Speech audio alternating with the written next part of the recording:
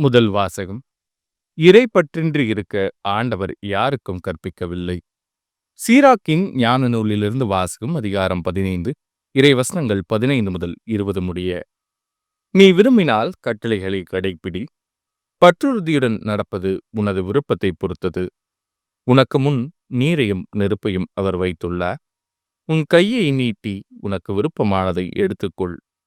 மனிதர் முன் வாழ்வும் சாவும் வைக்கப்பட்டுள்ளன.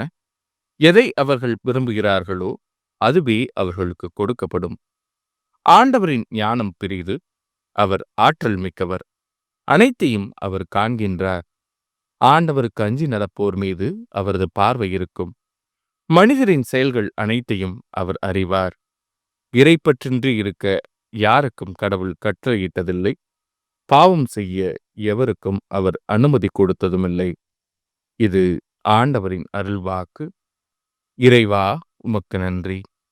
பதிலுரை பாடல். ஆண்டவர் திருச்சட்டப்படி நடப்போர் பேறு பெற்றோர். மாசற்ற வழியில் நடப்போர் பேறு பெற்றோர். ஆண்டவர் திருச்சட்டப்படி நடப்போர் பேறு பெற்றோர். அவர் தந்த ஒழுங்குமுறைகளை கடைப்பிடிப்போர் பேறு பெற்றோர். முழு மனத்தோடு அவரை தேடுவோர் பேறு பெற்றோர். ஆண்டவர் திருச்சட்டப்படி நடப்போர் பேறு பெற்றோர். ஆண்டவரே, நீர் நியமங்களை தந்தீர், அவற்றை நாங்கள் முழுமையாய் கடைப்பிடிக்க வேண்டும் என்றீர்.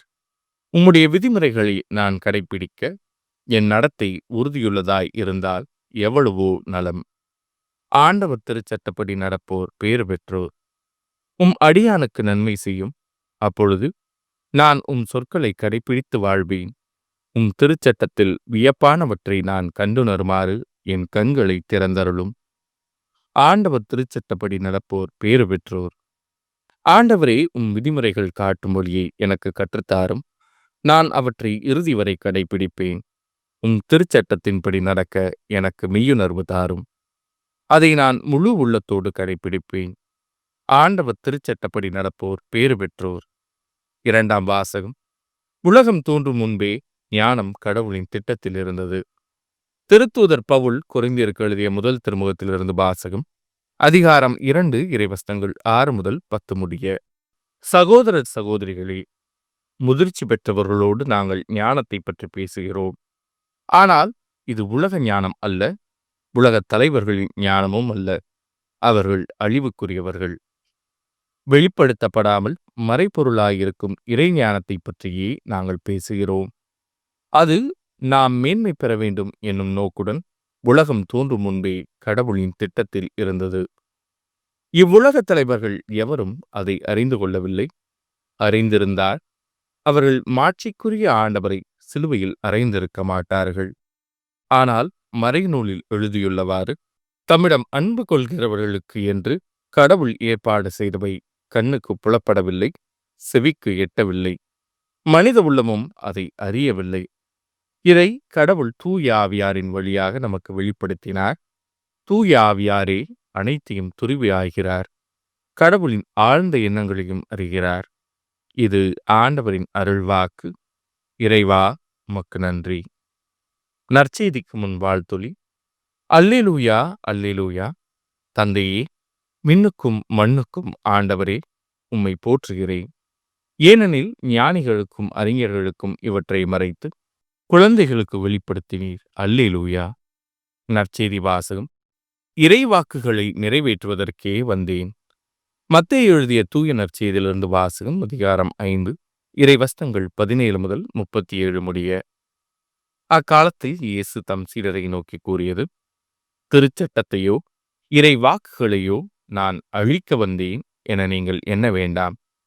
அவற்றை அழிப்பதற்காக அல்ல, நிறைவேற்றுவதற்காகவே வந்தேன்.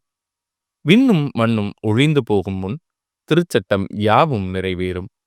அதன் ஒரு சிற்றெழுத்தோ ஒரு புள்ளியோ ஒழியாது என உறுதியாக உங்களுக்கு சொல்கிறேன். எனவே இக்கட்டளைகளில் மிகச் சிறியது ஒன்றையேனும் மீறி அவ்வாறே மக்களுக்கும் கற்பிக்கிறவர் விண்ணரசில் மிகச் சிறியவர் என கருதப்படுவார். இவை அனைத்தையும் கடைப்பிடித்து கற்பிக்கிறவரோ பின்னரசில் பெரியவர் என கருதப்படுவார். மறைநூல் அறிஞர், பரிசேயர் ஆகியோரின் நெறியை விட உங்கள் நெறி சிறந்திருக்கட்டும். இல்லையெனில் நீங்கள் விண்ணரசுக்குள் புக முடியாது என உங்களுக்கு சொல்கிறேன். கொலை செய்யாதே, கொலை செய்கிறவர் எவரும் தண்டனை தீர்ப்புக்கு ஆளாவர் என்று முற்காலத்தவருக்கு கூறப்பட்டிருப்பதை கேள்விப்பட்டிருக்கிறீர்கள். ஆனால் நான் உங்களுக்கு சொல்கிறேன், தம் சகோதரர் சகோதரிகளிடம் சினங்கொள்கிறவர் தண்டனை தீர்ப்புக்கு ஆளாவார். தம் சகோதரரையோ சகோதரியையோ முட்டாளே என்பவர் தலைமைச் சங்க தீர்ப்புக்கு ஆளாவார். அறிவிலியே என்பவர் எரிநரகத்துக்கு ஆளாவார். ஆகையால் நீங்கள் உங்கள் காணிக்கையை பலிபீடத்தில் செலுத்த வரும்பொழுது உங்கள் சகோதரர் சகோதரிகள் எவருக்கும் உங்கள் மேல் ஏதோ மனத்தாங்கள் உண்டென அங்கே நினைவுற்றால், அங்கேயே பலிபீடத்தின் முன் உங்கள் காணிக்கையை வைத்துவிட்டு போய் முதலில் அவரிடம் நல்லுறவை ஏற்படுத்திக் கொள்ளுங்கள். பின்பு வந்து உங்கள் காணிக்கையை செலுத்துங்கள். உங்கள் எதிரி உங்களை நீதிமன்றத்துக்கு கூட்டிச் செல்லும்போது வழியிலேயே அவருடன் விரைவாக உடன்பாடு செய்து கொள்ளுங்கள். இல்லையேல் உங்கள் எதிரி நடுவரிடம் உங்களை ஒப்படைப்பார். நடுவர் காவலரிடம் ஒப்படைக்க நீங்கள் சிறையில் அடைக்கப்படுவீர்கள். கடைசி காசு வரை திருப்பிச் செலுத்தாமல் அங்கிருந்து வெளியேற மாட்டீர்கள் என உறுதியாக உங்களுக்கு சொல்கிறேன். விபச்சாரம் செய்யாதே என கூறப்பட்டிருப்பதை கேள்விப்பட்டிருக்கிறீர்கள். ஆனால் நான் உங்களுக்கு சொல்கிறேன், ஒரு பெண்ணை இச்சையுடன் நோக்கும் எவரும் தம் உள்ளத்தால் ஏற்கனவே அப்பெண்ணோடு விபச்சாரம் செய்தாயிற்று. உங்கள் வழக்கன் உங்களை பாவத்தில் விழச் செய்தால் அதை பிடுங்கி எறிந்து விடுங்கள். உங்கள் உடல் முழுவதும் நரகத்தில் எறியப்படுவதை விட உங்கள் உறுப்புகளில் ஒன்றை நீங்கள் இழப்பதே நல்லது. உங்கள் வழக்கை உங்களை பாவத்தில் விழச் செய்தால் அதையும் உங்களிடமிருந்து வெட்டி எறிந்து விடுங்கள். உங்கள் உடல் முழுவதும் நரகத்திற்கு செல்வதை விட உங்கள் உறுப்புகளில் ஒன்றை நீங்கள் இழப்பதே நல்லது. தன் மனைவியை விலக்கி விடுகிறவன் எவனும் மனவிலக்கு சான்றிதழை கொடுக்கட்டும் என கூறப்பட்டிருக்கிறது. ஆனால் நான் உங்களுக்கு சொல்கிறேன், எவரும் தம் மனைவியை பரத்தமைக்காக அன்றி வேறு எந்த காரணத்திற்காகவும் விலக்கிவிடக்கூடாது. அப்படி செய்வோர் எவரும் அவரை விபச்சாரத்தில் ஈடுபடச் செய்கின்றனர். விலக்கப்பட்டோரை மனப்போரும் விபச்சாரம் செய்கின்றனர். மேலும் பொய்யானையிடாதீர், ஆணையிட்டு நேர்ந்து கொண்டதை ஆண்டவருக்கு செலுத்துவீர் என்று முற்காலத்தவருக்கு கூறப்பட்டிருப்பதை கேள்விப்பட்டிருக்கிறீர்கள். ஆனால் நான் உங்களுக்கு சொல்கிறேன், ஆணையிடவே வேண்டாம். விண்ணுலகின் மேலும் ஆணையிட வேண்டாம், ஏனென்றால் அது கடவுளின் அரியணை.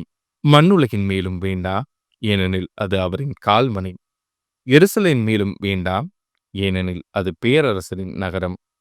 உங்கள் தலைமுடியின் மேலும் ஆணையிட வேண்டாம், ஏனெனில் உங்கள் தலைமுடி ஒன்றையேனும் வெள்ளையாக்கவோ கருப்பாக்கவோ உங்களால் இயலாது.